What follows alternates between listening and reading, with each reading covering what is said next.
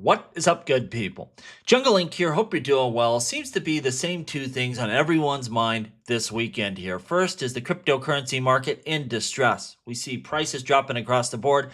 XRP specifically down under $3. We'll talk about that. That'll be the last part of this video.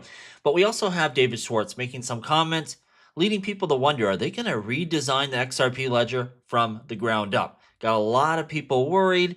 We'll dig into it here. I don't think there's anything to worry about. This post here is by Crypto Eddie, and it's a part of this presentation that he was giving. And he said, you know what, if he was restarting the XRP Ledger from scratch, that he would design it with Rust instead of C++. And that proposals from outside companies are currently being considered for possible modular revamps of parts of the XRP Ledger. So not a ground up rebuild, but just specific modules and pieces, maybe incorporating Rust. If you don't know, Rust is kind of the backbone of some of those next-gen blockchains, things like Sui, Aptos, just high speed, very fast finality, still able to have cheap costs. And, part of that is Rust, but a lot of that just has to do with their consensus algorithm as well. And when you look at what we do with the XRP Ledger, the types of payments that are routed through this blockchain, I think the cost benefit doesn't make a lot of sense here. Now, they're going to do some modular upgrades continuously, of course, and we are going to probably see this. I think that's what he's letting us know. But a ground up rebuild, I just don't see from a cost benefit standpoint. And we see Kris Dangerfield here saying the following. Well, one of the smartest minds in crypto. He's saying, look, he sees the appeal. He understands why people might think this, that rewriting Ripple and Rust sounds like a smart move at first glance. Rust is safe, modern, and quickly becoming the language of choice for blockchain and Fira. If you're coming out with a new blockchain, it's built on Rust, and it has a lot of advantages. But this is the issue and where the problem lies. Ripple is a deeply complex, performance critical system. So you have a decade-long track record of being battle tested, being secure. Like, do you want to give that up for these use cases that you're not really competing with? If you're doing gaming, high frequency trading, like, you need to go this route probably and upgrade the consensus mechanism. But for cross-border payments, most of your banking stuff, like, this just wouldn't be needed. You're not going to be able to be world-class at every single use case. That's why we're going to have multiple chains out there. But for what XRP does, when you look at speed, cost, and finality, it's still world-class. It's still space age. And the cost and danger of doing this over time, it just doesn't make sense. And we see Kris says here, a better approach might be to selectively bring Rust into the ecosystem, which in his view is likely what David Schwartz is thinking. Start with the tooling, test infrastructure, and isolated modules. So just like we've been seeing, they are quickly bringing this blockchain up to the modern era, bringing new features, new performance testing. And the other thing is this, if you went that route, and you retold it from the ground up, you're going to have to upgrade the requirements to validators, which will hurt your decentralization. And for what? Just to have the vanity metrics to say we're the fastest, we have the fastest finality, when it doesn't do anything for the actual use case that you're serving. I just don't think that makes a lot of sense at this point in time. Now, if they did do this, do we really care? Well, it's not something that's going to affect this bull run, this growth cycle. It'd probably take you a half a decade, at least a year of planning, 3 years of building, and then probably a year to actually complete the transfer. It's not something that's going to happen now anyway. So I don't see why people are concerned about it. And I agree. I think this is the approach. They're going to bring some of these advantages to select modules, upgrade the blockchain as we have seen them do. And I think that's all we have here. And they're not saying that the XRP Ledger isn't still a great blockchain. Again, I think when you add up all the parts and pieces and the specific use cases that this blockchain is used for, I don't think there's a problem at all. As we start needing new TPS, they'll just raise those requirements for validators and the hubs and all of that stuff, and that comes with a cost. But when you need it, people are going to pay for it. And so I think it makes sense also to upgrade that over time. We have plenty of runway here, plenty of growing we can do with this blockchain before we have to worry about anything.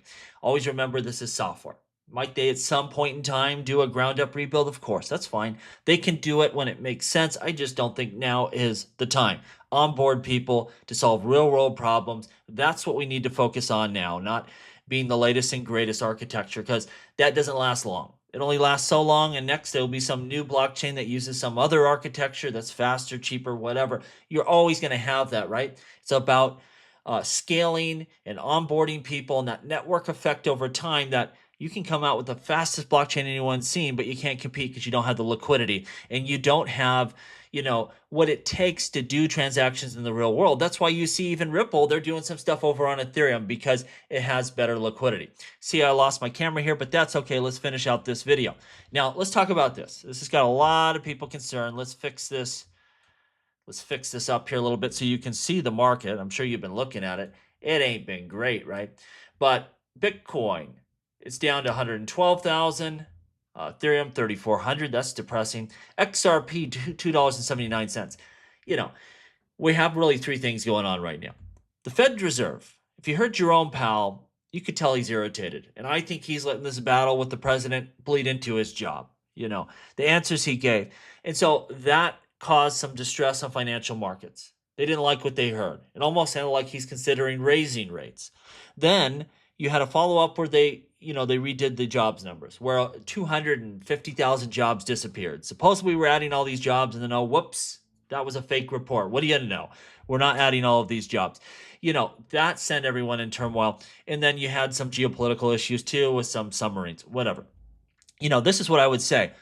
To get the Fed to do what we want them to do, to start lowering those rates, we probably have to go through this. And that jobs report, I think, is what's going to push them over the edge because they have that mandate to protect the jobs market. And clearly things are not as good as they've been telling us. And you see that reflected here in a sea of red. But I think we have to go through this pain to eventually get to the point where they start lowering those rates, because that's what we're waiting for. And I think as soon as you see that pivot, you don't have to sit here and wait for it to play out. See, markets are forward looking. They're going to extrapolate, okay, the pivot has started, so now it's going to be off to the races. And I think we're going to see that here very shortly. Yes, this is painful. No one likes to see, losing a bunch of money, but I think it's just part of the process here to get us to that point where the Fed can start backing off here a little bit, lowering those rates, and get us in that zone where we can get some sustainable growth here, specifically within the altcoin spaces. I think we need it for altcoins to really go on a nice sustained run. We're going to get there. This is nothing specific to XRP. That's the thing. When we were entering into 2021 for that bull run, we had a specific to XRP problem, a lawsuit from the SEC, and we saw everyone else have a lot of fun. XRP success was measured. It was not what it should have been. That's different. This isn't a problem with XRP. This is stocks. This is crypto. This is everything's under distress because people are scared and you have all of these issues rolling around out there. But this is the perfect staging zone for once we do really go on that big rally for altcoins. XRP is going to be a leader here. I'm not worried about sitting at 279. Wherever we are, we're going to come firing out of here in explosive fashion. And I think, again, this is just some turbulence we got to go through. And we will see the Fed pivot, and then it's going to be off to the races. Let me know what you think, though, down below. As always, please like, please subscribe. The revolution will be televised right here on Jungle Inc. I mean, today, Mike, we've completely changed the view of the labor market. The revisions were so large that the 3-month average, moving average, came down to 35,000, which is the lowest number since 2021. So suddenly you've got a completely different view of the labor market over the last 3 months than you had just yesterday. That is absolutely true. And as I was saying, it sometimes does happen when you have, real speed changes within the economy or inflection points. But, I guess maybe I'm enough of a believer in market wisdom or how markets react to things to suggest that, look at the dramatic 2-year note yield reaction to today's numbers and the downward revisions, right? We're down like 22 basis points in the 2-year note. That means that the market said, well, I guess this is new information or newly estimated snapshot of the economy, and we have to react to it. If it were not considered to be the best possible guess that we have available to us, markets would probably ignore it. No, I agree. I mean, there's two things going on with the 2-year. One is where we've come from, and in particular, Chair Powell came across much more hawkish than most people expected on Wednesday, putting in doubt a September cut. So you had the initial conditions that led to a higher 2-year than would have been otherwise, and then you got not only a significant fall in the 3-month moving average of new jobs, but the unemployment rate is the highest since 2020. So, those of us who are arguing for a rate cut this week were worried about the underlying strength of the labor market. And where did we get that worry from? from talking to employers. Employers have become much more hesitant to employ people, and now it's starting to get picked up in the data.